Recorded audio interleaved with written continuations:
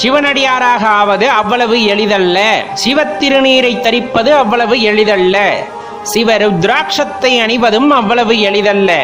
எம்பெருமான் ஆணையிட்டால் மட்டுமே இது அனைத்தும் நடக்கும் என்பதையும் நாம் அறிவோம்.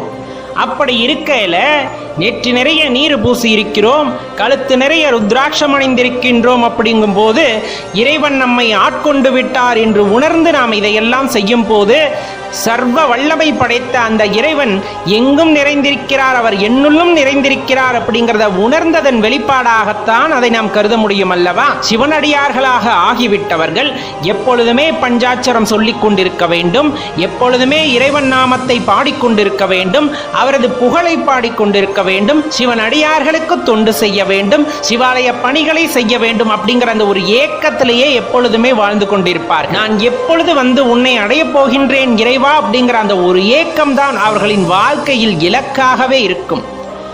அவ்வளவு சாத்தியமான விஷயமா? உள்ளூர அன்பு பொங்கி இறைவன் அந்த அன்பில் மயங்கி ஏற்றுக்கொள்வார் என்ற நம்பிக்கையில் விடாப்பிடிவாதமாக அந்த சிவபஞ்சாட்சரத்தை தொடர்ந்து சொல்லிக்கொண்டே இருப்பதன் மூலமாக அதை உறுதி செய்கின்றோம்.